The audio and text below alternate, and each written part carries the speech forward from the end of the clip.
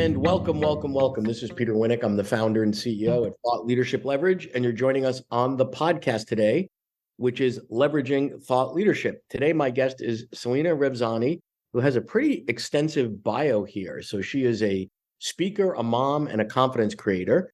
She is an author. She's written a couple of books, the latest one being Quick Confidence. And then she did another one called Pushback and another one called Next Generation of Women Leaders. She's got a ton of followers on social. She writes for NBC's Know Your Value. What else do we have here? Lots of other interesting things. Let's just dive right in. How are you today? I'm good. And thank you for all you do for thought leaders and emerging ones. Thank you. So on that note, how did you land here? Right? Like there is no linear go here and get an MBA in thought leadership that I know of yet. Maybe there's an opportunity there. So how did this happen for you? Well, like a lot of things, not in a linear way. I was actually a young management consultant, and I had a boss who left kind of quickly and inherited a brand new boss. And one of the first changes she made was all the consultants here are going to publish 2 times a year. They're going to write articles, original pieces, and present at conferences 2 times a year. And you need to propose it, do it completely on your own, but it's part of your job now. So let me ask you about that though, because I love that, but I might be a touch biased. But was that tied to bonus comp? Like what was the carrot and what was the stick? It wasn't. It was, she came from an academic background. She had a PhD, and I think she said, this is what's going to build our credibility as a newer practice. And I'm so grateful to her for it, because while I was kind of incredulous, like you're asking me what you expect, what? I've never done this. I was also deep down a little bit thrilled by the challenge. And, lo and behold, you write that first article and you get feedback and you tweak it and it ends up out there in the world. And she really started something. And I'm not sure without her push, I would have started when I did, but I'm so grateful because it got me comfortable. It got my feet wet. So I love that. So what was the reinforcement, right? Because you could do all that hard work, put it out there, polish it up, et cetera, and then crickets. Was there a reinforcement in terms of career trajectory, new client acquisitions, people taking meetings with you that might not have before? Like was there a short-term, maybe midterm benefit that you were able to notice? I did, but it was more personal and maybe less of a direct benefit, which was agency, having a voice, not just being part of a corporation and a team, but suddenly having a unique perspective that you could put out there for people to react to and disagree and agree and build on. And I believe that taste that thought leadership gave me ultimately led me to go off on my own, to get up the gumption to do bigger things like write books and pitch publishers and things like that. Yeah. So after consulting, you're building this thought leadership, which is, as long as you're aligned to the objectives of your employer during the time that you're doing it, it's great. But as we all know, it's transportable. Like you get to take your name with you and all the things that you've written with you, with a couple of asterisks around that. But right. So you're now known. What do you do next? So I had a kind of untraditional degree for being a management consultant working on people issues. I had a degree in social work. And while that was great for problem solving and looking at people issues, I couldn't really speak the language of my clients who were looking at spreadsheets and balance sheets and things like this. And so I got an MBA. And most consulting firms are charging exponentially more than what a typical social worker would be charging. Yes, there's a little difference there. I was definitely able to pay my student loans back better. I'll put it that way. Exactly. But I pursued an MBA in the evening. And I thought, you know what? I love this intersection. It'd be even cooler if I could bring some of what I'm learning and specifically look at women in leadership. And let me pause you there. So you've got, because I'm always fascinated by sort of this cross-pollination or where the seams are. So you have women, leadership, consulting, and social work, right? So the social work is the one that we don't usually hear in that same bucket. But what's interesting is anytime you can bring some of the frameworks, the principles, the thinking of one discipline, social work, into management consulting with a focus, like you said, on leadership and women, cool stuff happened. It is. And of course, it doesn't seem that way at the beginning of the story. Sure. You open some wrong doors along the way too, but it does create a hybrid, very cool POV and perspective, I think is great. But I got the thought leadership opportunity of my life while getting that MBA. And that is, I got the chance to direct a piece of research on my own that I could propose needed to be accepted. And I had one female professor at Johns Hopkins. She said, I said, I know just what I want to do. I want to interview C-level women leaders at the top of their game. And she said, you can do it on one condition, Selena. You have to go for the giants, the women that you think will never entertain an interview. And sure enough, I did, thanks to her. And so many of these women said yes. And those interviews changed my life to the point that I pitched it to a publisher. I said, I'm not that unique. This could help other kind of ambitious professionals. And that was such a gift on a silver platter. So let's stay there for a minute, because I'm loving this conversation, because one of the benefits of thought leadership is the relationship development, right? Mm-hmm. So you had no reason to speak to any of these C-level rock star women as a management consultant, right? Like they probably wouldn't be in meetings with them, right?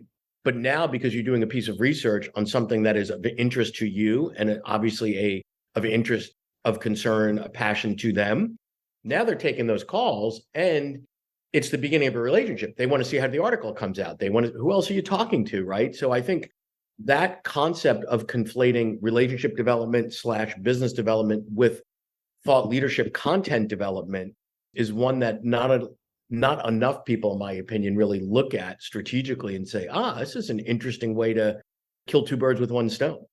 Yeah, you're so right, especially because you're kind of enlisting them in a cause more than even a piece of research. They had a clear connection to like empowering the next generation of women. And those that said yes tended to say yes pretty quickly. I think because it spoke to something they already like to perpetuate. And then there might be a generational piece where they're supporting someone a bit younger, and they went through the glass ceiling. And now, how many of those women that you interviewed, how long ago was this? 10 years ago? So this was 2009 when I got my start. When that book published in November of 2009, I quit the world of management consulting and went off on my own to speak full time. And all my gratitude to that MBA professor who gave me the push, because that book became a second book. Became a third, a mission, really a life that I'm so grateful, that I get to work on that. So how many of those women are you still, or were you in touch with for some period of time after the article was published, after the academic research was done? I would say about 2/3. Sometimes I'll get feedback from them, even if somebody's not especially responsive, just kind of like keep up the updates. Like I like hearing how things are going. I love that. So that's even appreciated. If you're enjoying this episode of Leveraging Thought Leadership, please make sure to subscribe. If you'd like to help spread the word about our podcast, please leave a 5-star review at ratethispodcast.com/LTL and share it with your friends. We're available on Apple Podcasts and on all major listening apps, as well as at thoughtleadershipleverage.com/podcasts. Okay, so that's how you launch. And then now what? Then what? Now what or then what? Either one. Yeah, okay. I wanted to explore these issues more. The book got out into the world, and I started speaking and getting some speaking experience and confidence, which, as you know, is its whole own different animal than writing and learning to pitch your writing. And that was a thrill to go to some places. I didn't even charge money initially. I said, Harvard Women in Business Club, will you have me? I have a book that I think is really relevant to your audience, and did work like that with law firms initially. And thankfully, didn't need to do that for too long in an unpaid capacity. But I think Well, having how does it go for you yeah. from unpaid to paid? And what I mean is there's a couple ways that could happen. One is you made a deliberate focus on high profile strategic unpaid and then went into the market. Or sometimes, I've heard the story of, oh, and then someone called and offered to pay me for that. Like how did that happen for you? Yeah. So name recognition is meaningful to the people I was speaking Yeah. to because many of the women I interviewed came from recognizable companies. And I was Yes. speaking to a corporate audience. So not all women, not women entrepreneurs and women in government, right? I was really speaking to a more niche audience of corporate women professionals. And so that's who was the most responsive in wanting to hire me. And as shaky as I felt initially answering the question, what is your rate? Which they Right. inevitably asked.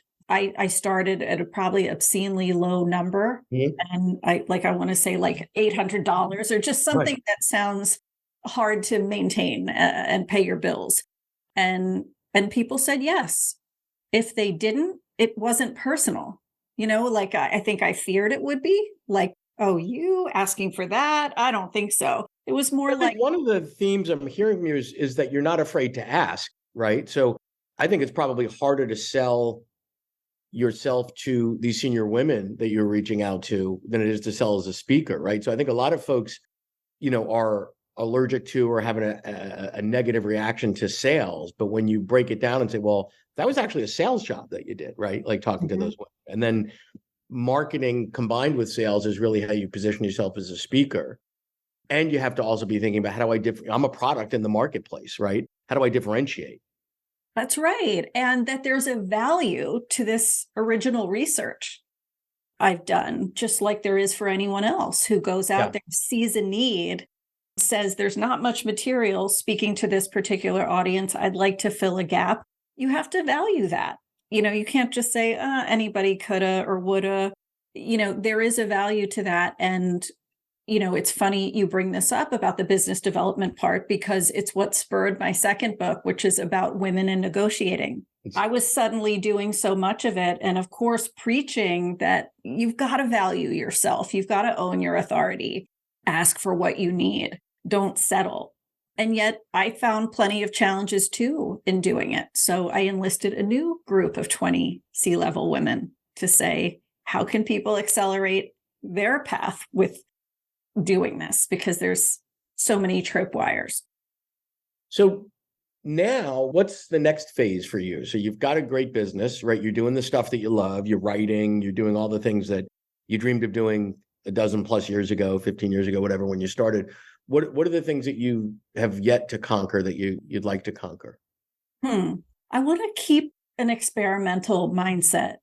Mhm. I didn't have that, Peter, the first many, many years. It was like a book and speak and write and you speak.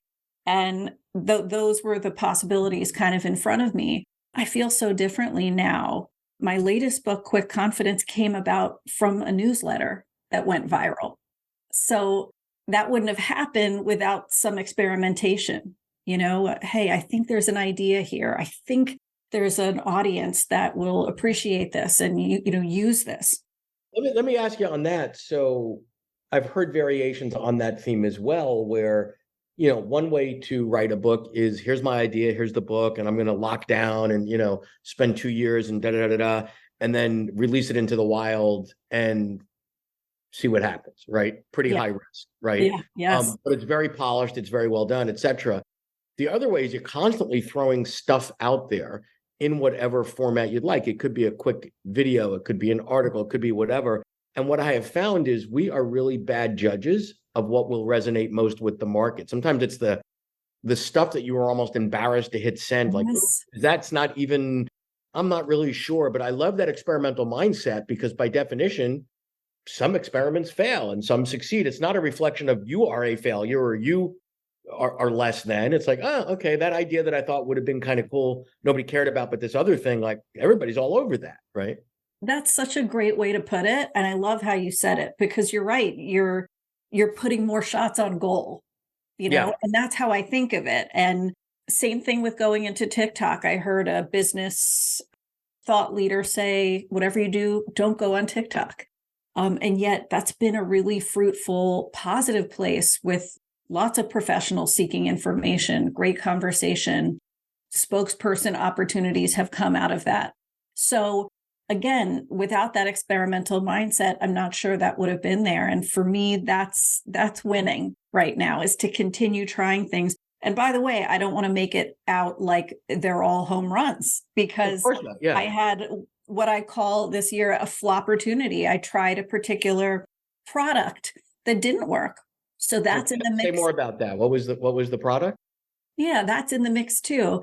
It was a kind of paid community. Okay. That would go on in perpetuity. So versus like a program that's 6 weeks or 2 months, this was an open-ended program. And the traction in it wasn't what I hoped for initially, but you either win or you learn. Yeah. And that's kind of how I need to think about it to keep the experimental mindset. No, I love that. And so, and sometimes you say, well, why didn't that work? I designed a great program. This would have been a rich experience, whatever. And then maybe, and I don't know, maybe the answer is, distribution, sales, marketing. Maybe it's that side. Maybe it is a great product. I just haven't figured out how to sell it yet. And you might take that off the shelf in a year or 2 or 3 when a light bulb goes off and say, ooh, that would be a great strategic distribution partner, whatever. So sometimes it's not that it's failure is not necessarily binary. It's, I didn't succeed at doing it the way I tried right now. Yeah, nothing's wasted. Yeah. And I think that's an important part to the approach, because you're right. Oftentimes in the moment, it's like, oh, this was a complete waste of ingredients. But later you do pull it off the shelf, or you refine it, or you integrate 25% of it that's valuable into something else. So often what I see thought leaders do is, they create stuff, and then the stuff has a life cycle that is a function of their attention span, right? You just get bored of, by the time you have a book out, it's kind of 2 years old in your mind. Yeah, right.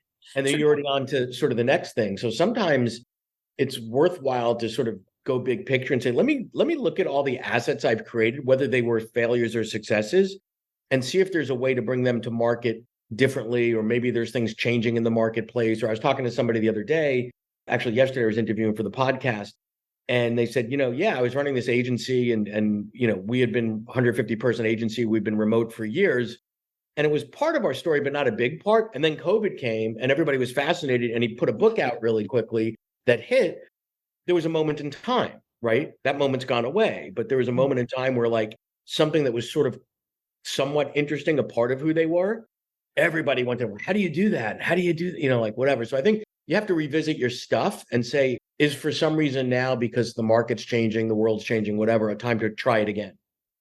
I think so. And you often need people outside of yourself, I think, to look at those with you and say, here's an angle we haven't considered. Here's an untapped area we've not experimented with, because you can get a little bit tunnel vision. Yeah. Well, it can be lonely being a thought leader, right? When you're getting that outside perspective is helpful. Well, this has been great. I really, really appreciate your story and your journey and all the great things that you're doing. Thank you so much, Selena. Thank you. Thank you, Peter. To learn more about Thought Leadership Leverage, please visit our website at thoughtleadershipleverage.com. To reach me directly, feel free to email me at peter@thoughtleadershipleverage.com. And please subscribe to Leveraging Thought Leadership on iTunes or your favorite podcast app to get your weekly episode automatically.